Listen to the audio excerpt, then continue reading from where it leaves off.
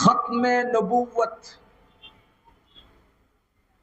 এটা আমাদের নবীজি মুহাম্মদুর রাসূলুল্লাহ সাল্লাল্লাহু আলাইহি ওয়াসাল্লামের সাথে যুক্ত একটি মুআজিজা মূলক শব্দ। হযরত আদম আলাইহিস সালাতু ওয়াস সালাম থেকে ঈসা আলাইহিস সালাতু ওয়াস সালাম পর্যন্ত সকল নবীগণকে আল্লাহ নবুয়ত দিয়েছেন, আর আমাদের নবীজিকে আল্লাহ দুটো দিয়েছেন, একটা নবুয়ত আর একটা খতমে নবুয়ত। আমাদের নবীজির সাথে যে নবুয়ত, এই নবুয়ত মুতলাক নবুয়ত নয়, এটা খতমে নবুয়ত। দুটা জিনিস এর সাথে যুক্ত। এক নাম্বার তিনি নবীও, দ্বিতীয় নম্বর তিনি খাতামুন নবী। শুধু নবী নন, শেষ নবী। তাহলে এখানে দুইটা শব্দ আমাদেরকে সাবিত করতে হবে। এক, রাসূল সাল্লাল্লাহু আলাইহি ওয়াসাল্লাম তথা মুহাম্মদ তিনি আল্লাহর রাসূল। দ্বিতীয় নম্বর সাবিত করতে হবে তিনি শেষ রাসূল। তিনি রাসূলও শেষ রাসূলও। তিনি শুধু রাসূল আর শেষ রাসূল নন, তিনি সাইয়্যিদুল মুরসালিন, সকল রাসূলগণের সর্দার। তিনি রাসূলগণের ইমাম। আমি প্রথমে তিনি যে রাসূল এটা প্রমাণ করব, এরপর তিনি যে শেষ এবং আখেরি রাসূল এটাও প্রমাণ করব।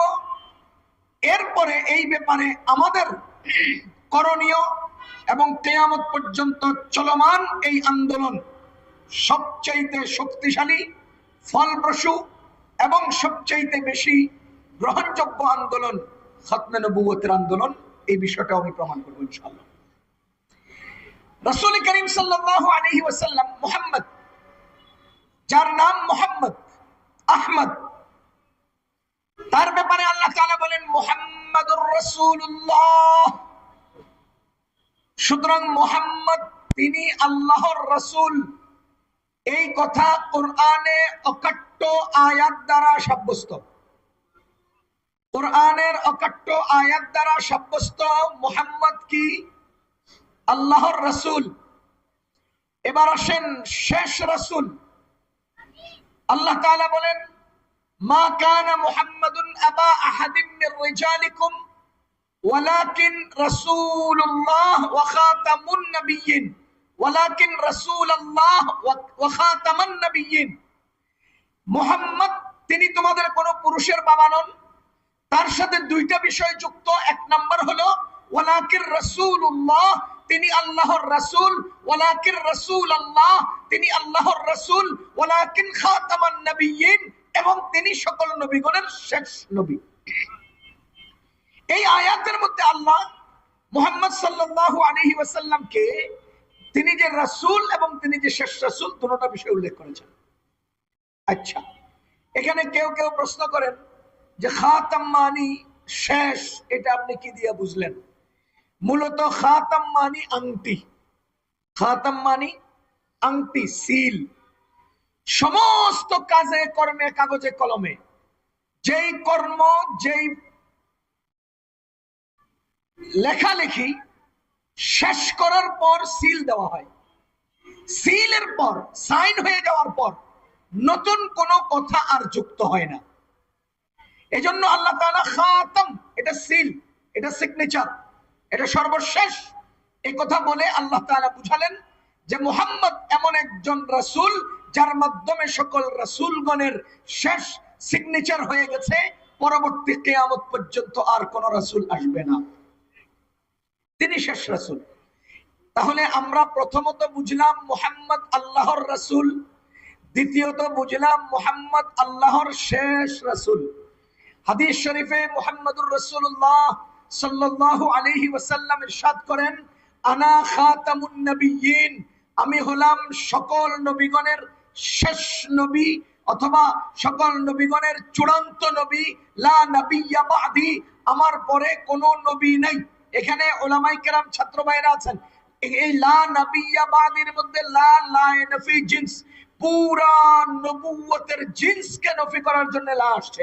তার মানে লা নবিয়্যা বাদি, আমার পরে কোনো নবী নাই। আরেক হাদিসে আমাদের নবীজি বলেন তিনি যে শেষ নবী, এটা প্রমাণ করছি। আরেক হাদিসে নবীজি বলেন আনা ওয়াসসাআতু কাহাতাইন, নবীজি নিজের দুটো আঙ্গুল এভাবে দেখালেন, দেখিয়ে বলেন আনা ওয়াসসাআতু কাহাতাইন, আমি আর কিয়ামত এই দুই আঙ্গুলের মতো। তার মানে আমার পরে যে কিয়ামত, এই দুইয়ের মাঝখানে যেমন ফাঁকা নাই, আমার পরে নতুন কোন শরীয়তের ফাঁকা কিয়ামতের আগে নাই। আমার এবং কিয়ামতের মাঝে নতুন কোন শরীয়ত নাই। আনা ওয়াসসাআতু কাহাতাইন, আমি আর কিয়ামত এইভাবে পাশাপাশি লাগোয়া। তার মানে আমার পরেই কিয়ামত, আমার পরে নতুন কোন ধর্ম আসবে না, রাসূল আসবে না, নবী আসবে না। আরেকটা আয়াতে আল্লাহ তাআলা বলেন ওয়াল্লাযীনা ইউমিনুনা বিমা উনজিলা ইলাইকা ওয়া মা উনজিলা মিন ক্বাবলিকা। দেখেন আয়াতে মুত্তাকিদের পরিচয় দিতে গিয়ে আল্লাহ পাঁচটি গুণের কথা বলছেন। আল্লাযীনা ইউমিনুনা বিল গায়ব ওয়া ইউকিমুনাস সালাহ ওয়া মিম্মা রাযাকনাহুম ইউনফিকুন। এরপরে ওয়াল্লাযীনা ইউমিনুনা বিমা উনজিলা ইলাইকা ওয়া মা উনজিলা মিন ক্বাবলিকা। এই আয়াতে আল্লাহ তাআলা মুত্তাকির পরিচয় কি বললেন? যারা আপনার উপরে নাযিলকৃত কিতাবের উপরে বিশ্বাস করে।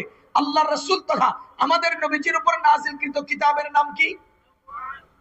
আল্লাযীনা ইউমিনুনা বিমা উনজিলা ইলাইকা, আপনার উপর নাযিলকৃত কিতাবের উপর বিশ্বাস করে।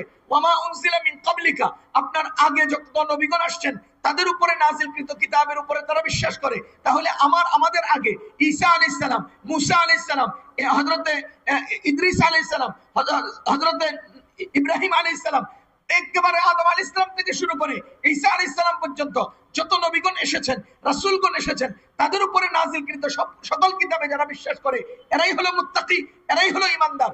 এবার আপনি বলেন, যদি নবীজির পরে কিয়ামত পর্যন্ত কোন নতুন কিতাব বা নতুন শরীয়ত অথবা নতুন রাসূল বা নবী আসতেন, তাহলে আল্লাহ ওয়া মা উনজিলা মিন বাদিকাও বলতেন।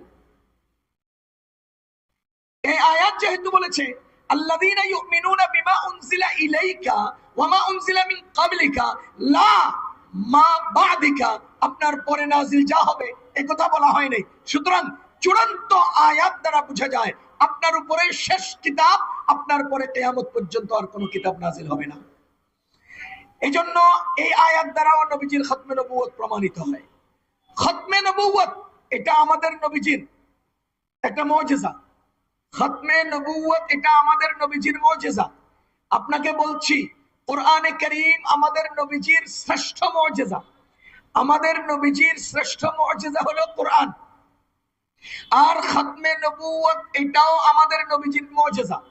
আমি এই কথা বুঝাচ্ছি যে আল্লাহ তাআলা কোরআন শরীফকে মুজিজা বানিয়েছেন, কিন্তু এই মুজিজা সাময়িক সময়ের নয়, এক ওয়ান টাইম নয়, এটা লং টাইম এবং কিয়ামত পর্যন্তের জন্য মুজিজা। নবীজির হাতের ইশারায় চাঁদ বিখণ্ডিত হয়েছে, নবীজির আঙ্গুলের মাথা থেকে পানি নির্গত হয়েছে, এগুলো নবীজির মুজিজা। কিন্তু এই মুজিজা লং টাইম না, ওয়ান টাইম। দেখা গেছে একবারের প্রয়োজনে এটা কাজ শেষ, নবুয়ত প্রমাণের স্বার্থে প্রমাণিত হয়েছে, এটা কিয়ামত পর্যন্তের জন্য নতুন আবার আবার দেখা যাবে, আবার এটা চলতে থাকবে। নবীজির আঙ্গুল থেকে কিয়ামত পর্যন্ত পানি বের হতে থাকবে, এরকম কোনো ঘটনা হবে না। কিন্তু এটা একবার হয়েছে, এটা আমাদের জন্য মুজিজা হিসেবে বিশ্বাস করতে হবে। আর কোরআন কেমন মুজিজা? কোরআন হলো নাজিল হওয়ার পর থেকে কিয়ামত পর্যন্তের জন্য মুজিজা। কিয়ামত পর্যন্ত পৃথিবীর সকল মানুষকে আল্লাহ কি দিলেন? চ্যালেঞ্জ ছুড়লেন। মুজিজা কাকে বলে? নবুয়ত, নবীগণের নবুয়ত প্রমাণের জন্য নবীগণ থেকে প্রকাশিত আল্লাহর হুকুমে দুর্লভ ঘটনাকে মুজিজা বলে। নবুয়ত প্রমাণের স্বার্থে নবীগণ থেকে কঠিন দুর্লভ মাথায় ধরে না, এটা কোনো আকলে কবুল করে না, এই জাতীয় আনকমন আজগবি দুর্লভ কোনো ঘটনা নবীগণের দ্বারা যদি প্রকাশিত হয়, প্রমাণিত হয়, আল্লাহর হুকুমে হয়, তাহলে এটাকে বলে মুজিজা। কোরআনে কারীম আল্লাহর হুকুমে আল্লাহর উপরে নাযিলকৃত কিয়ামত পর্যন্তের মুজিজা। আল্লাহ বলেন ওয়া ইন কুনতুম ফি রাইবিন মিম্মা নাযালনা আলা আবদিনা, যদি তোমরা আমার বান্দার উপরে নাযিলকৃত কিতাবের ব্যাপারে কোনো সন্দেহ পোষণ করো, তো ফাতু বিসূরাতিন মিন মিসলিহি, নিয়ে আসো একটা সূরা। ফাতু বিসূরাতিন মিন মিসলিহি, নিয়ে আসো একটা সূরা। ওয়াদউ শুহাদাআকুম, তোমরা না পারলে তোমাদের দাদাদেরকে ডাকো, ওয়াদউ শুহাদাআকুম, তোমাদের গুরুদেরকে ডাকো, তোমাদের প্রভুদেরকে ডাকো, ইন কুনতুম সাদিকিন, যদি তোমরা সন্দেহ সত্যবাদী হও। এরপরে আল্লাহ তাআলা চ্যালেঞ্জের ফলাফল শুনিয়ে দিলেন, ফাইন লাম তাফআলু ওয়া লান তাফআলু, তোমরা পারবাও না, পারো নাই। আমরা এখানে ছাত্ররা জানি লাম নফি জাহাদ, নফি জাহাদ এই মুহূর্ত থেকে অতীতের পূর্ণ সময়কে নফি করার জন্য আসে, আর নফি তাকিদ এই মুহূর্ত থেকে ভবিষ্যতের পূর্ণ সময়কে নফি করার জন্য আসে। আল্লাহ তাআলা কি বলেন, ফাইল লাম তাফআলু, যদি অতীতে কখনো তোমরা পেরে না থাকো, না পারো, পারো নাই, ওয়া লান তাফআলু, কিয়ামত পর্যন্ত পারবা না। তাহলে লাম তাফআলু আর লান তাফআলুর দ্বারা কি বোঝা যায়, যেহেতু নফি জাহাদ আগে আসছে, সুতরাং অতীত জীবনে পূর্ণ সময় কোরআনের মতো আরেকটা পারো নাই, ওয়া লান তাফআলু, কিয়ামত পর্যন্ত পূর্ণ সময় তোমরা আর কখনো পারবাও না। যেহেতু তোমরা পারো নাই এবং পারবাও না, ফাত্তাকুন নার, তাহলে তোমরা জাহান্নামকে ভয় করো। এটা হলো পরবর্তী নির্দেশনা, কিন্তু পারবা না এই কথা আল্লাহ নিশ্চিত চ্যালেঞ্জ করেছেন। তোমরা যদি সন্দিহান হও, নিয়ে আসো, পারবা তো না, পারো নাই। কোরআনের সূরা বনী ইসরাঈলে আল্লাহ কি বলেন, কুল লা ইন ইজতামাআতিল ইনসু ওয়াল জিন্নু আলা আন ইয়াতু বিমিসলি হাযাল কুরআন, যদি তোমাদের সমস্ত মানুষ সমস্ত জিন একত্র হয় কোরআনের মতো আরেকটা আনার জন্য, আল্লাহ তাআলা কি বলেন, লা ইয়াতুনা বিমিসলিহি, কখনোই আনতে পারবা না, কখনোই আনতে পারবা না।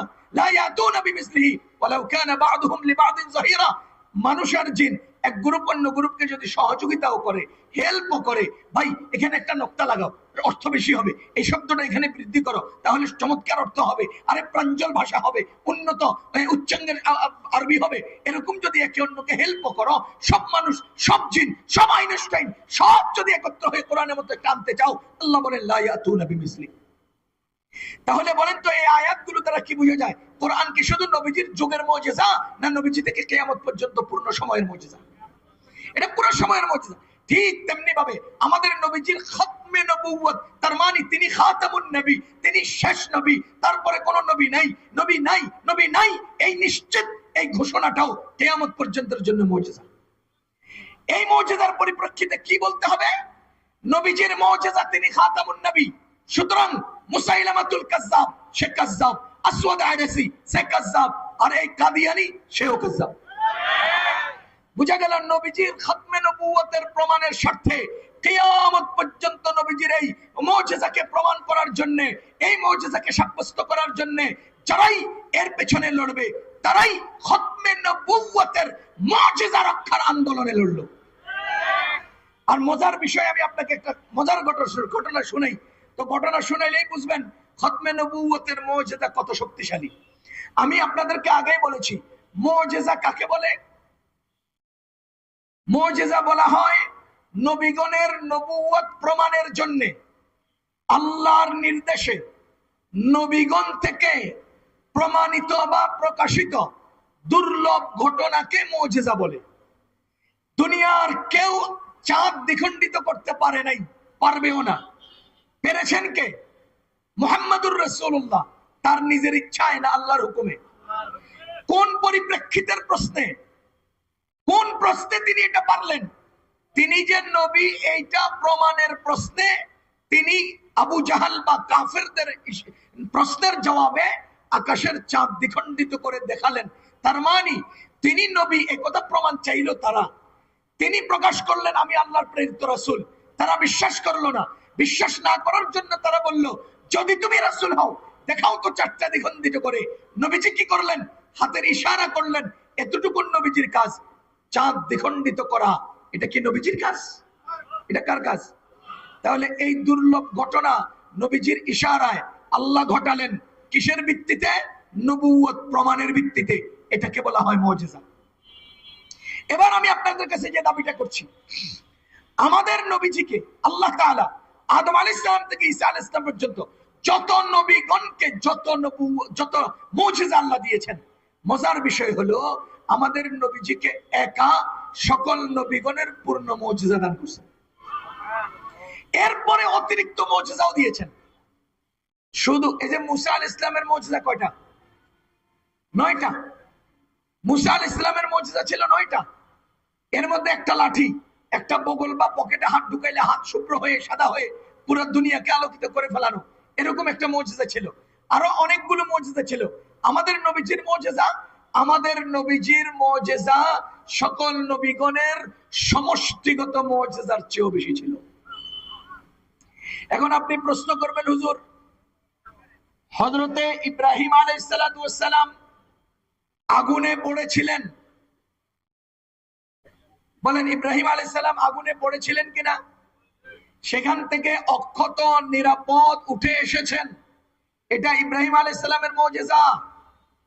এখন প্রশ্ন হলো, মুহাম্মদুর রাসূলুল্লাহ সাল্লাল্লাহু আলাইহি ওয়াসাল্লাম কে তো কেউ আগুনে ফালায় নাই, আবার নবীজি সে আগুন থেকে অক্ষত উঠেও আসেন নাই, তাহলে ইব্রাহিম আলাইহিস সালামের এই মুজিজা আমাদের নবীজির সাথে প্রকাশ পেল কোথায়? আপনি দাবি করলেন সকল নবীগণের সব মুজিজা মুহাম্মদুর রাসূলুল্লাহকে দেওয়া হলো, কিন্তু আমাদের নবীজি ইব্রাহিম আলাইহিস সালামের মতো আগুনে পড়েন নাই, আগুন থেকে উঠে আসেন নাই, তাহলে নবীজি ওই মুজিজাটা কোথায় পেলেন, কোন জায়গায় প্রকাশিত হলো? আমি এবার প্রশ্নের জবাবে আপনাকে বলছি, মুজিজা কাকে বলে? আবার বলেন। নবুয়ত প্রমাণের শর্তে দুর্লভ ঘটনা, এটাকে কি বলা হয়? মুজিজা। আল্লাহ তাআলা ইব্রাহিম আলাইহিস সালামের সাথে ঘটে যাওয়া ঘটনা আমাদের নবীজির উপর দিয়ে প্রয়োগ করেন নাই, সাহাবীগণের উপরেও প্রয়োগ করেন নাই, আমাদের নবীজির তাবেঈ উম্মতের উপর প্রয়োগ করেছেন। এটা নবীজির মুজিজা। আমি একটা সহজ কথা বলে যাই, আল্লাহ ইব্রাহিম আলাইহিস সালামের উপরে যেই মুজিজা প্রকাশ করেছেন, সেই মুজিজা মুহাম্মদুর রাসূলুল্লাহ সাল্লাল্লাহু আলাইহি ওয়াসাল্লামের তাবেঈর উপরে প্রকাশ করেছেন, সাহাবীর উপরে প্রকাশ করেন নাই। কেন? সাহাবীর মর্যাদাটা আমি একটুখানি ইঙ্গিত দিয়ে বুঝাই তো বুঝবেন সাহাবী কোন মর্যাদার অধিকারী মানুষ। আমাদের সমাজে মওদুদী সাহেবের অনুসারী কিছু লোক আছে না, ইনারা কি চিন্তা লালন করে জানি না, ইনারা সাহাবাই কেরামের সমালোচনা করার জন্য, সাহাবাই কেরামের দোষ ত্রুটি তালাশ করার জন্য, আমার মনে হয় সহিভাবে নামাজ শেখার মাসআলাও এত ঘাটে না, ওরা সাহাবীদের দোষ তালাশের জন্য যে পরিমাণ কিতাব ঘাটে। কিরে ভাই, এত সমালোচনা আপনি করতে হবে কেন? সাহাবাই কেরামের ব্যাপারে নীরব থাকতে পারেন না? আপনার যদি বুঝে না আসে আপনি নীরব থাকেন না। সমালোচনা অনলাইনে এসে বলতে হবে কেন? লেখনের মাধ্যমে পাবলিশ করতে হবে কেন? সাহাবীগণের সমালোচনা আপনাকে করতে হবে কেন? আপনি কোন ক্ষেতের মূলা? আপনি কয় টাকা বেচে যান? আপনি কয় টাকা বেচে যান? আপনার এত বড় দুঃসাহস কেন যে সাহাবাই কেরামের ব্যাপারে আপনি আপত্তি উঠান? কিছুদিন আগে একজনে লিখছে, ও জেনাকারী সাহাবীর অনুসারীরা কই? একজন সাহাবী জেনা করেছেন, কথা বুঝেন, একজন সাহাবী গুনাহ করেছেন, এই আলোচনা বড় কথা নয়। গুনাহ করে না কে? আপনি গুনাহ করেন না জীবনে? কে করেন না হাত উঠান। দুনিয়াতে যত অন্যায় বিচার মনে হয়তো আমার গুনাহের কারণে হচ্ছে, আমি এত বড় গুনাহগার। রাসূলুল্লাহ সাল্লাল্লাহু আলাইহি ওয়াসাল্লাম বলেন, কুল্লুকুম খাত্তাউন, সবাই গুনাহগার। এই কুল্লু লফজু জামঈন ইশতামিলু জামি' আল আফরাদ, আলেমরা বলতে পারবেন এই লফজে কুল জামি' আফরাদকে শামিল করে না। তাহলে এই জামি' আফরাদের মধ্যে সাহাবীগণ নাই, তো কুল্লুকুম খাত্তাউনের মধ্যে সাহাবীগণ তো গুনাহগার। এই হাদিস দ্বারা কি বোঝা যায়? দ্বিতীয় নম্বর এক হাদিসের মধ্যে আসছে, হযরত রাসূলুল্লাহ সাল্লাল্লাহু আলাইহি ওয়াসাল্লাম বলেন, সকল মানুষের সাথে একটা করে শয়তান আছে। একজন সাহাবী বলেন, ইয়া রাসূলুল্লাহ, সব মানুষের সাথে থাকলে আপনিও তো মানুষ, আপনার সাথেও আছে? নবীজি বলেন, হ্যাঁ আমার সাথেও আছে। মনে রাখেন, নবীজি এই প্রশ্ন যদি সাহাবী না করতেন তো কিয়ামত পর্যন্ত উম্মতের মধ্যে শুধু এই প্রশ্নকে কেন্দ্র করে ঝগড়া হতো, এই প্রশ্নকে কেন্দ্র করে ঝগড়া হতো। মনে করেন নবীজি বলছেন সকল মানুষের সাথে একটা করে শয়তান আছে, সাহাবী জিজ্ঞেস করেন নাই। এবার আমাদের দেশে যারা এখন ওই মিলাদ টিলাদ ইত্যাদি নিয়ে চলে, এনাদের মধ্যে এক গ্রুপ বাইরিত, নবীজির সাথে শয়তান ছিল না, আমাদের সাথে শয়তান আছে। আমাদের সাহাবী নবীজিকে জিজ্ঞেস করলেন, ইয়া রাসূলুল্লাহ, শয়তান কি আপনার সাথেও আছে? নবীজি কি বলেন? হ্যাঁ আমার সাথেও আছে, কিন্তু সে আমার সামনে পর্যদুস্ত হয়ে আছে। এবার আপনি বলেন, শয়তান পর্যদুস্ত কয়জনের সামনে? বলেন বলেন। সাহাবীগণের সামনেও পর্যদুস্ত শয়তান, এই কথা বলা হয়েছে? যদি তা না বলা হয় তাহলে শয়তানের ধোঁকায় পড়ে সাহাবীও গুনাহ করতে পারেন। পারেন কিনা? কুল্লুকুম খাত্তাউনের হাদিস দ্বারা সাহাবীও গুনাহ করতে পারেন কিনা? তাহলে সাহাবী গুনাহ করেছেন, প্রশ্ন এটা নয়। আরে আপনিও তো গুনাহ করেছেন। আপনি কি 2024 সালে দুনিয়াতে আছেন না নাই? আপনি আছেন? আপনার আর আমার মধ্যে কথাটা হোক, 2024 সালে আপনি কি দুনিয়াতে আছেন? আমি আছি। আপনি কি গুনাহগার? গুনাহ করছেন? আমি জানি। কথা বলেন, আমি জানি। বলেন আপনার গুনাহ আমি জানি। আমার গুনার খবর আপনি জানেন। 2024 সালে এট এ টাইম আমি দুনিয়াতে, এট এ টাইম আপনিও দুনিয়াতে, এট এ টাইম আপনি বাংলাদেশি, আমিও বাংলাদেশি, আপনি ঢাকায় থাকেন, আমিও ঢাকায় থাকি। আজকের প্রোগ্রামে আপনি আছেন, আজকের প্রোগ্রামে আমি আছি। আমার গুনাহ আপনি জানেন না, আপনার গুনাহ আমি জানি না। কিরে ভাই, ১৫০০ বছর আগের সাহাবীর গুনাহ আপনি কেন জানেন? আপনি কোন ক্ষেতের মূলা? আপনার গুনার খবর আমি জানি না, আমার গুনার খবর আপনি জানেন না। সাহাবীর গুনার খবর আপনি জানলেন কেন? কথা কি বুঝতেছেন? গুনাহ করছে প্রশ্ন এটা নয়, গুনাহের খবর আমি জানলাম কেন প্রশ্ন এটা। সাহাবায়ে কেরাম গুনাহ করেছেন প্রশ্ন এটা নয়। সাহাবায়ে কেরামের গুনাহের সংবাদ বুখারীতে আসতে হবে কেন? মুসলিম শরীফে আসতে হবে কেন? তিরমিজিতে আসতে হবে কেন? উম্মতের কানে কানে বসতে হবে কেন?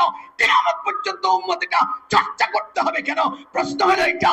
ও দুনিয়ার মানুষ, সাহাবীগণ গুনাহ করেছেন, এই আপত্তি আমি করি না। সাহাবীগণ গুনাহ করেছেন, গুনাহের পরে তাওবা কিভাবে করেছেন সেটা তুমি শিখতে হবে। কিয়ামত পর্যন্ত উম্মত সাহাবী থেকে তওবা শিখবে। এজন্য তার গুনাহের কথা আমি জানি। তিনি গুনাহগার, এই জন্য আমি তাকে জানি না। তার গুনাহ করার পরে সমাধান কিভাবে হয়েছে সেটা যেন আমি শিখতে পারি, তাকে যেন আদর্শ বানাতে পারি, তিনি যেন আমার সত্যের মাপকাঠি হয়। গুনাহ থেকে মুক্তির উপায় কিভাবে করতে হবে সেটা যেন আমি নিজের জীবন আবিষ্কার করতে পারি। সেজন্য সাহাবীর গুনাহ আমি জানি, কিন্তু আমার গুনাহ তুমি জানো না। আমার গুনাহ আপনি জানার দ্বারা আপনার কোনো ফায়দা হবে না। আপনার গুনাহ আমি জানার দ্বারা আমার কোনো ফায়দা, কিন্তু সাহাবীর গুনাহ আমি জানলে ফায়দা হবে কিনা? হবে। এজন্য সাহাবীর গুনাহ আমার জানার কথা আলোচনা আসছে। যাহা হোক, সাহাবায়ে কেরাম কারা বলেন তো? পৃথিবীর বয়স কত? বলেন পৃথিবীর বয়স কত? পৃথিবী কত বড়? দুটো প্রশ্নের উত্তর দেন। পৃথিবীর বয়স কত? পৃথিবী কত বড়? আদম আলাইহিস সালামের আগে পৃথিবী তৈরি, কিয়ামত পর্যন্ত পৃথিবী থাকবে। সারা ডান থেকে বাম, সামন থেকে পিছন, বিশাল বিস্তৃত পৃথিবী। এবার আপনি বলেন, এই লম্বা জীবনের পৃথিবীর কয় দিনের মানুষদেরকে সাহাবী বলে? আদম আলাইহিস সালাম থেকে কিয়ামত পর্যন্ত এই লম্বা জীবনের, লম্বা হায়াতের পৃথিবীর কয় দিনের মানুষগুলোকে সাহাবী বলে? কয় দিনের, কয় বছরের, কয় কালের? দ্বিতীয় নম্বর প্রশ্ন, এই বিশাল বিস্তৃত পৃথিবীর কোন এলাকার মানুষদেরকে সাহাবী বলে? বুঝাইতে পারি নাই। বিস্তৃত পৃথিবীর কোন এলাকার মানুষদেরকে সাহাবী বলে? সারা দুনিয়ার এই লম্বা হায়াতের কোন সময়কার মানুষদেরকে সাহাবী বলে?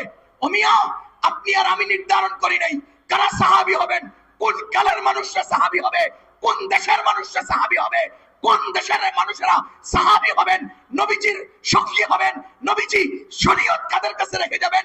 তুমি ঠিক করো নাই, আমি ঠিক করি নাই। আল্লাহর রাসূল যাদের উপর আস্থাশীল হয়েছেন, আল্লাহ যাদেরকে মনোনীত করেছেন, একমাত্র তারাই সাহাবী হয়েছে। কেন বাংলাদেশের মানুষ সাহাবী হলো না? কেন আমেরিকা এত প্রভাবশালী, এই দেশের মানুষ সাহাবী হলো না? কেন কেন আজকে এই যুগের মানুষ সাহাবী হলো না? কেন কেন নবীজি দুনিয়াতে আসার 20 বছর আগের লোকেরা সাহাবী হলো না? কেন? কাদেরকে সাহাবী বানাবেন, কোন দেশের মানুষ সাহাবী হবেন, এটা কার নির্ধারণ করা? আল্লাহ নির্ধারণ করেছেন। সুতরাং যে কেউ সাহাবী হতে পারে না। সাহাবীর মর্যাদা আমি দুটো উদাহরণ দিচ্ছি। এক, আব্দুল্লাহ ইবনে হযরতে মুআবিয়া। হযরতে মুআবিয়া রাদিয়াল্লাহু তাআলা আনহু একজন সাহাবী, যার ব্যাপারে মওদুদী সাহেব এবং তার অনুসারীরা আপত্তির কলম তুলেছে। দ্বিতীয়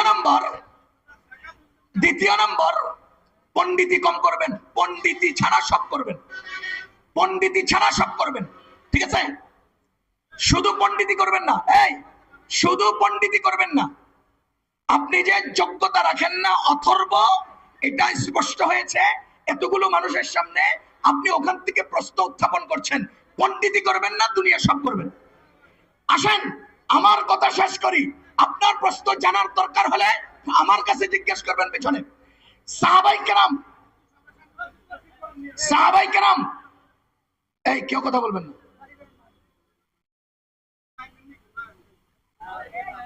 এই পাগলে কি পরনে লুঙ্গি রাখে? বলেন না, পাগলের পরনে লুঙ্গি রাখে? তো লুঙ্গিওয়ালারা পাগলের লুঙ্গি নেই এই কথা বললে কি লুঙ্গিওয়ালাদের শান থাকে? চুপ করে থাকেন। তো সাহাবাই কেরামের মধ্যে একজন ব্যক্তি হযরতে মুআবিয়া রাদিয়াল্লাহু আনহু, আর সাহাবী নন, পরবর্তী একজন বাদশা হযরতে ওমর ইবনে আব্দুল আজিজ রাহমাতুল্লাহি আলাইহি। কথা বুঝেন, যোগ্যতা থাকলে কথা বুঝবেন, বুঝার আগে কোনো উত্তর করবেন না।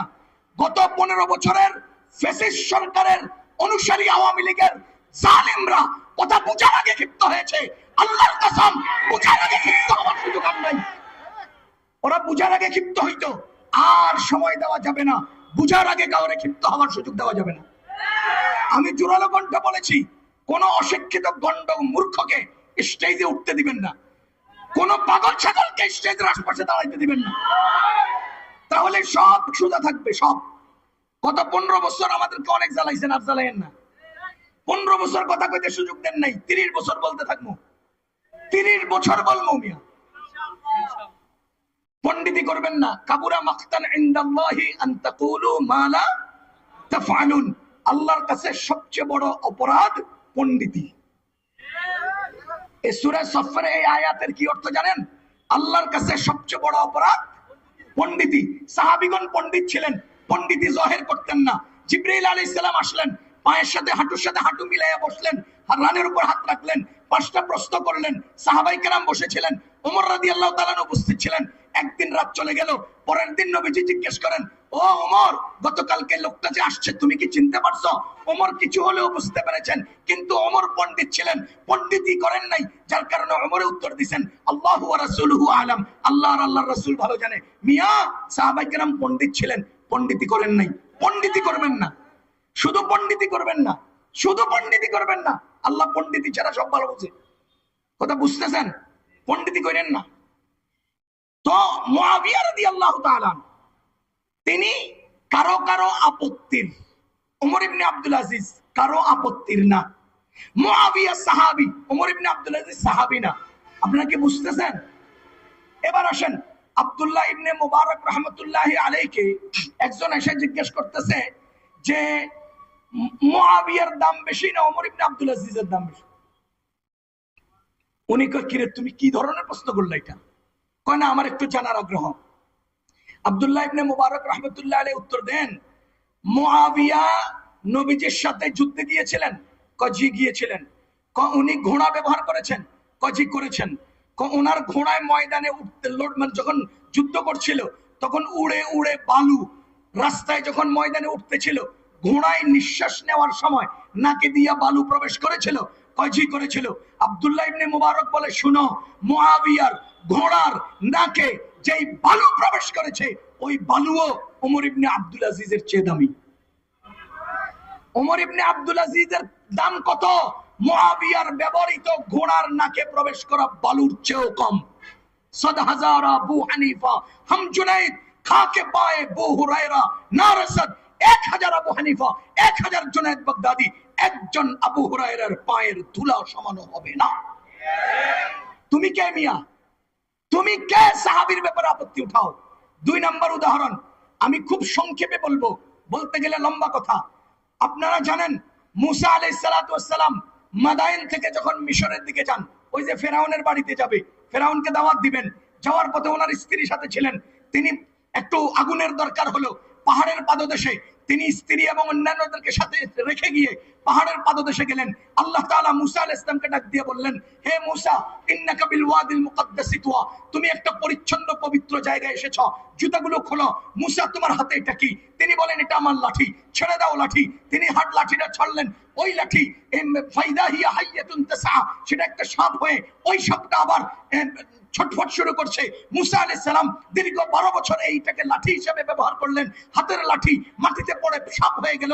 তিনি এই সাপ দেখে ভয় পেয়ে গেলেন। আল্লাহ বলেন, লা তাখাফ খুযহা, ভয় পেও না, ধরো, সানুঈদুহা সিরাতাহাল উলা, আমি তোমার হাতে আবার স্পর্শ লাগার সাথে সাথে এটাকে আবার লাঠি বানিয়ে দেব। এই ঘটনাটা ঘটালেন কেন? পাহাড়ের পাদদেশে একাএকি মুসা আলাইহিস সালামকে আল্লাহ স্বয়ং প্রশিক্ষণ দিচ্ছেন, শোনো ফেরাউনের কাছে গেলে এই টাইপের একটা খেলা হবে, আসেন খেলা হবে, আজকে সব পালাইয়া বেড়াইছে। সূরা ইউনূসের মধ্যে আপনারা পড়ছেন না, ওয়াকালা ফিরআউনু উতুনি বিকুল্লি সাহিরিন, হাফেজ সাহেবরা বলেন না বিকুল্লি সাহিরিন আলিম। ওয়াকালা ফিরআউন, ফিরআউনে বলতেছে ইতুনি, আমার কাছে নিয়ে আসো, বিকুল্লি সব, সাহিরিন খেলোয়াড়, আলিম শিক্ষিত, সব শিক্ষিত খেলোয়াড়দেরকে আমার কাছে নিয়ে আসো। আর আওয়ামী লীগে সব অশিক্ষিত খেলোয়াড় দিয়া আমগুলোকে হিল্লা লাইছে। ফেরাউনের শিক্ষিত খেলোয়াড়রা তো আমি কিচ্ছু করতে পারে নাই, আপনাকে অশিক্ষিত খেলোয়াড়রা ডুইবা যাবো, আমরা কত জোরে কইছি বুঝেন নাই কথা ঠিক। যাহা হোক, আল্লাহ তাআলা, আমি যেটা বলতেছিলাম এই বর্ণনা দিলে অনেক দূর চলে যাবে। আল্লাহ তাআলা কি বলতেছেন, মুসা আলাইহিস সালামকে লাঠিটা ফেললেন, ধরলেন, মুজিজা শিখালেন, খেলা শিখালেন, খেলাতে বিজয়ী হওয়ার রাস্তা বুঝালেন। এরপরে বলেন ইযহাব ইলা ফিরাউন, তুমি যাও ফিরাউনের কাছে। ভাই বলেন তো ইযহাব ওয়াহিদে মুযাক্কারের সিগা কিনা? ওয়াহিদে মুযাক্কারের সিগা কিনা? মুসা আলাইহিস সালাম কয়জন? একজন। এবার মুসা আলাইহিস সালাম আল্লাহ তাআলার কাছে কি বলতেছেন, আল্লাহ ওয়াজআলনি ওয়াসীরাম মিন আহলি, আমার পরিবার থেকে আমার একজন ওয়াজির দেন, হারুন আখি, যিনি আমার ভাই হারুন। এবার আল্লাহ তাআলা বলেন কি, আমি মুসার দাবি পূরণ করলাম, হারুনকে তার সঙ্গী বানালাম। এবার বলেন তো এখানে মানুষ কয়জন হলেন? আল্লাহ তাআলা এবার নির্দেশনা কি দিলেন, আলা ইযহাবা ইলা ফিরাউন, যাও তোমরা দুইজন। এটা কি তাসনিয়া মুযাক্কারে হাজির না? তাসনিয়া মুযাক্কারের সিগা, আমরা হাজির মারুফ, ইযহাবা ইলা ফিরাউন। এবার মুসা আর হারুন দুইজনে কি বলতেছেন, আলা, এরা দুইজন বলেন রব্বানা, হে আমাদের রব, ইন্নানা, নিশ্চয় আমরা দুইজন, নাখাফু, ভয় পাচ্ছি, আইয়াফরুতা আলাইনা আও আইয়াতগা, ফিরাউন আমাদের উপর বাড়াবাড়ি করবে। খুব খেয়াল করেন, মুসা আলাইহিস সালাম নবী ছিলেন কিনা? রাসূল ছিলেন কিনা? হারুন আলাইহিস সালাম নবী ছিলেন কিনা? হ্যাঁ, নবী ছিলেন কিনা? তাহলে মুসা আলাইহিস সালাম নবী, হারুন আলাইহিস সালাম নবী, দুইজন যাচ্ছেন। যখন বললেন যে ফিরাউনের কাছে যাও, একজন ফিরাউনের কাছে যাও, ফিরাউন দলবল নিয়ে থাকবে, ফিরাউন সব সৈন্যদেরকে আনবে, ফিরাউন সব খেলোয়াড়দেরকে জমাবে, সব ঠিক আছে, কিন্তু আল্লাহর নির্দেশ ছিল ইলা ফিরাউন, একজন ফিরাউনের কাছে তুমি যাও। তখন তিনি বলেন কি, ইন্নানা নাখাফু আইয়াফরুতা ওয়াহিদিস সিগা আও আইয়াতগা ওয়াহিদিস সিগা, আল্লাহ ফিরাউন আমাদের উপরে বাড়াবাড়ি, জুলুম, অত্যাচার এবং অন্যায় আচরণ করতে পারে। তখন আল্লাহ কি বলেন, ক্বালা ইন্নানা নাখাফু, ক্বালা লা তাখাফা, তোমরা দুইজন ভয় পেও না, তাসনিয়া মুযাক্কারের নাহির সিগা, লা তাখাফা, লা তাখাফা, তোমরা ভয় পেও না, ইন্নানি মাআকুমা, আমি তোমাদের দুজনের সাথে আছি, আসমাউ ওয়ারা, শুনতেছি দেখতেছি।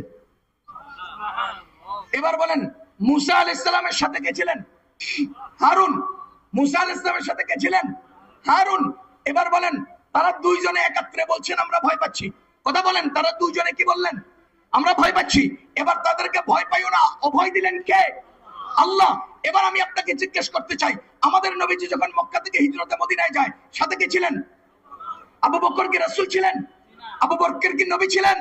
এবার আপনি দেখেন আমাদের নবীজির সাথে আছেন, যখন কাফেররা তাদেরকে ঘিরে ফেললো, তখন মুহাম্মাদুর রাসূলুল্লাহ এই কথা বলেন নাই আমি ভয় পাচ্ছি, মুহাম্মাদুর রাসূলুল্লাহ এই কথা বলেন নাই আমি ভয় পাচ্ছি। ওইদিকে মুসা আলাইহিস সালাম নিজে বলেছেন আমি ভয় পাচ্ছি, আরে হারুন আলাইহিস সালাম নিজে বলেছেন আমি ভয় পাচ্ছি। আর এখানে আমাদের নবীজির সাথে যে সাহাবী বলতেছেন ইয়া রাসূলুল্লাহ ভয় পাচ্ছি, আর ওখানে আল্লাহ বলতেছেন ভয় পাইও না, এখানে রাসূল বলতেছেন লা তাখাফ, ভয় পাইও না। আপনারা বুঝেন নাই, আমার উপরের ক্লাসের ছাত্র ভাইরা বুঝবেন। ওখানে রাসূল বলতেছেন ভয় পাচ্ছি, এখানে উম্মত বলতেছেন ভয় পাচ্ছি। ওখানে আল্লাহ বলতেছেন ভয় পাইও না, এখানে রাসূল বলতেছেন ভয় পাইও না। কথা কি বুঝতেছেন? এই হলো সাহাবীর মর্যাদা, এই হলো সাহাবীর মর্যাদা। সেখানে রাসূল যা বলেন, এখানে সাহাবী তা বলেন, সেখানে আল্লাহ যা বলেছেন, এখানে রাসূল তা বলেছেন। তার মানে হলো রাসূল অতীতের আমাদের সাহাবী অতীতের নবীগণের মঞ্জালা রাখে। এজন্য আল্লাহ তাআলা ইব্রাহিম আলাইহিস সালাতু ওয়াস সালামের উপরে ঘটিত মুজিজা সাহাবীর উপর দিয়ে দেখান নাই, সাহাবীর পরের স্তরের তাবিঈর উপর দিয়ে দেখাইছেন। আমি এই অংশটুকুন বলার জন্য বলছি, ইয়ামানে একজন ভণ্ড নবীর দাবিদার, নাম ছিল আসওয়াদ আনাসি। কি নাম? আসওয়াদ আনাসি। সে দাবি করছে আমি রাসূল, আমি নবী। আমাদের নবীজি আগে বলে দিয়েছেন আনা খাতামুন নবিয়্যিন লা নবিয়্যা বাদি, আমার পরে 30টা ভণ্ড মিথ্যাবাদী নবী দাবি করবে। তো আসওয়াদ আনাসি সত্য না মিথ্যা? সে নবুয়তের দাবি করছেন। তো আমাদের মুসলমানদের একজন তাবিঈ, তিনি নবীজিকে দেখেন নাই, সাহাবীকে পেয়েছেন। তার নাম ছিল আবু মুসলিম খাওলানি রাহিমাহুল্লাহ তাআলা।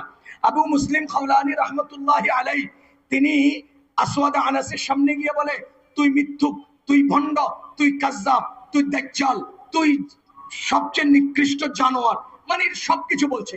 তখন আবু আসওয়াদ আনাসি চিন্তা করলো যে এই লোকটার তো শাস্তি দেওয়া উচিত। তার লগে কিছু লোক জমা হয়েছে।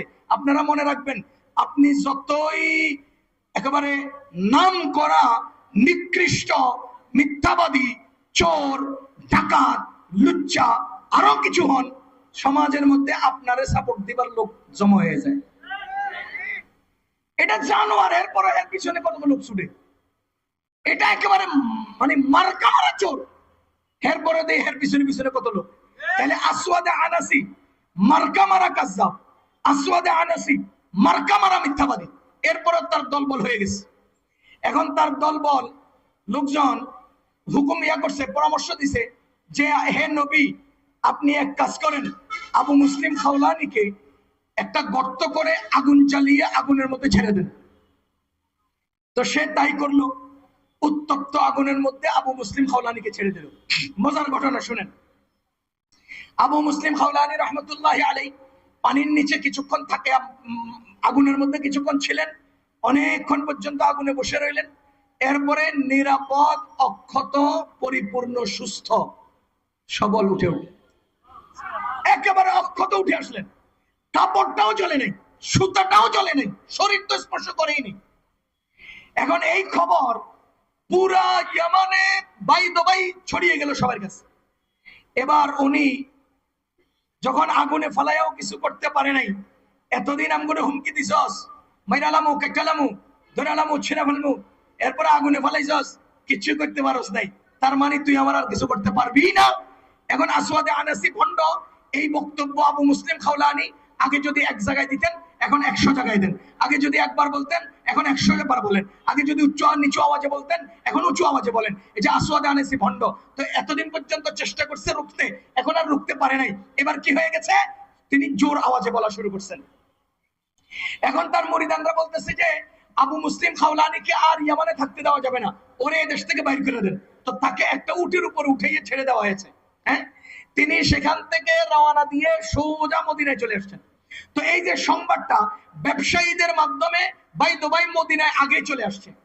যখন আসওয়াদ আবু মুসলিম খাওলানি রহমতুল্লাহি আলাইহি মসজিদে নববীতে প্রবেশ করলেন, একটা পিলারের সামনে দাঁড়িয়ে নামাজ পড়তে লাগলেন। এমন সময় ওমর রাদিয়াল্লাহু তাআলা আনহু ভিতরে ঢুকলেন, দেখলেন যে একজন অচেনা অপরিচিত লোক নামাজ পড়ছে। তিনি পেছনে চুপচাপ বসে রইলেন। এরপরে ওই লোকটা নামাজ শেষ করলেন। শেষ করার পরে তিনি উঠে সালাম দিলেন, মুসাফাহা করলেন, খোঁজ খবর জিজ্ঞেস করলেন আপনি কোত্থেকে আসছেন? বলেন যে আমি ইয়ামান থেকে আসছি। তখন ওমর রাদিয়াল্লাহু তাআলা আনহু সাথে সাথে জিজ্ঞেস করেন, আচ্ছা তাই নাকি? আমাদের ওই ভাই সম্পর্কে আপনি কি কিছু জানেন, যে এই ভাইটাকে আসওয়াদ আনাসি আগুনে ফেলে দিয়েছিল আর তিনি অক্ষত উঠে আসছেন? আপনি কি আমাদের ওই ভাই সম্পর্কে কিছু জানেন? বলেন তো। প্রশ্ন করছে কাকে? ঘটনা ঘটছে যার সাথে। উনি এবার বলতেছে, হ্যাঁ আমি চিনি, ওই লোকের নাম আবু আব্দুল্লাহ। আপনারা জানেন আরবিরা নিজের আসল নামের চেয়ে উপনাম বলতে বেশি স্বাচ্ছন্দ্য বোধ করে। তিনি বলতেছেন তার নাম আবু আব্দুল্লাহ। কিন্তু বিচক্ষণ, দূরদর্শী এবং চৌকস ওমর রাদিয়াল্লাহু তাআলা তার বর্ণনা, চেহারা, শারীরিক গঠন সবকিছু মিলিয়ে বুঝতে পারছেন লোক যে তিনি। চোখের দিকে তাকাইয়া বলেন, আপনি না তো সেই লোকটা, আপনি না তো? তিনি মাথা নিচুর দিকে দিয়ে বলেন যে জি আমি সেই লোকটা। ওমর রাদিয়াল্লাহু তাআলা বুকে জড়িয়ে নিলেন, কপালে চুমা খেলেন। হযরতে আবু বকর রাদিয়াল্লাহু তাআলা ততক্ষণে খলিফা নির্বাচিত হলেন, তার কাছে নিয়ে গেলেন। নিয়ে গিয়ে বললেন, আমিরুল মুমিনিন, একজন ব্যক্তির উপরে ইব্রাহিম আলাইহিস সালামের যেই মুজিজা প্রকাশিত হয়েছে, সেই মুজিজা আমাদের নবীজির খতমে নবুয়তের পক্ষে এই মুজিজা প্রকাশিত হয়েছে আবু মুসলিম খাওলানির উপরে, আবু আব্দুল্লাহর উপরে। তাকে না দেখিয়ে, তাকে বুকে না এনে, তাকে সাক্ষাৎ না দিয়ে আল্লাহ দুনিয়া থেকে আমাদেরকে নেন নাই। এর চেয়ে বড় কিসমতের আর কি হতে পারে? মুসলমান, আমি বুঝাতে চাই যে খতমে নবুয়তের এই আন্দোলন এত শক্তিশালী যে আমাদের নবীজির সাহাবী তো নবীজিকে পেয়ে পেয়েছেন, যারা নবীজিকে পান নাই তাদের প্রথম স্তরের তাবিঈ, তাকে দিয়ে আল্লাহ তাআলা প্রমাণ করে দেখালেন যে খতমে নবুয়তের আন্দোলনের জন্য তুমি জীবন দিতে অগ্রসর হবা, তো খতমে নবুয়তের আন্দোলনে তোমাকে আল্লাহ তাআলা কুদরতি হাতে হেফাজত করবেন। এজন্য আমি বলবো এই যুগের সবচেয়ে বড় শক্তিশালী আন্দোলন খতমে নবুয়তের আন্দোলন। এই যুগে সবচেয়ে বড় রাজনীতি খতমে নবুয়তের আন্দোলনের রাজনীতি। এই যুগে সবচেয়ে বড় জীবন দেওয়া খতমে নবুয়তের আন্দোলনের জন্য জীবন দেওয়া। দুনিয়ার চলমান এই রাজনীতি বহুবিধ, ডান আছে, বাম আছে, সামনে আছে, পিছ আছে, ওয়ালের পিছন আছে, সামনে আছে, আরে পর্দার আড়ালে আছে, পর্দার সামনে আছে, বিভিন্ন রূপরেখা, বিভিন্ন সুরত, বিভিন্ন আকার আকৃতি। আমরা এই জন্য চলমান রাজনীতি বুঝি না, আমি এই জন্য রাজনীতির সাথে নাই, কিন্তু খতমে নবুয়ত আন্দোলন ঠিক মতোই বুঝি। যে যেভাবে খতমে নবুয়তের আন্দোলন করবে, ডাকবে, আমি তার সাথে আছি। আল্লাহ তাআলা খতমে নবুয়তের এই আন্দোলনকে কবুল করুন, এই সমাবেশকে বা সম্মেলনকে কবুল করুন, এবং আমাদের সবাইকে নবীজির এই ঐতিহাসিক কিয়ামত পর্যন্ত চলমান খতমে নবুয়তের আন্দোলনের এই মুজিজার মিশনের সাথে, এই মুজিজা রক্ষা করার মিশনের সাথে, এই মুজিজা বাস্তবায়ন এবং প্রমাণিত করার মিশনের সাথে যারা যুক্ত ছিলেন, আমাদেরকেও তাদের সাথে যুক্ত হওয়ার তৌফিক দান করুন। আমরা সরকারের কাছে আবেদন করব যে মনে রাখেন, কাদিয়ানীরা কাফের, আমাদের পক্ষ থেকে এই দাবি বাস্তবায়ন করা হোক এবং তাদেরকে কাফের ঘোষণা করা হোক। একটা গল্প শুনে শেষ করছি। আমাদের আগের সরকার কি জানি, শেখ হাসিনা, ওনাকে যখন আমরা আবদার করলাম যে আপনারা কাদিয়ানীদেরকে কাফের ঘোষণা করেন, তিনি উঠে বক্তব্য দিচ্ছে, কে মুসলমান না সেটা আল্লাহই ভালো জানে। কি বলেন? কে মুসলমান না এটা কে ভালো জানে? আল্লাহই ভালো জানে। আচ্ছা, যদি সব বিষয়ের উত্তর আল্লাহ ভালো জানে হয়, তাহলে আমার প্রশ্ন, আপনার আব্বার নাম? উত্তর দেন। তা আপনার পরিচয়? কুরআন আর হাদিসের অকাট্য দলিল প্রমাণ দ্বারা প্রমাণিত কে মুসলমান না। সেই প্রমাণিত বিষয়গুলোকে যদি আপনি বলেন আল্লাহ ভালো জানে, তা আমার প্রশ্ন, আপনার আব্বার নাম কি? আমি জিজ্ঞেস করবো, 2 কত? 2 কত? যদি বলেন আল্লাহ ভালো জানে, তাহলে আপনার শিক্ষার কি হবে? যদি বলেন আপনার আব্বার নাম কি, যদি বলেন আল্লাহই ভালো জানে, তো আপনার বংশের কি হবে? খোদার কসম, সব প্রশ্নের জবাব আল্লাহ ভালো জানে চলে না, কিছু প্রশ্নের জবাব আমরাও জানি। সুতরাং কাদিয়ানীরা কাফের, কাদিয়ানীদের অনুসারীরাও কাফের, কাদিয়ানী নিজেও কাফের। আল্লাহ তাআলা খতমে নবুয়তের সাথে আমাদেরকে যুক্ত থাকার তৌফিক দান করুন। ওয়া আখির দাওয়ানা আলহামদুলিল্লাহ।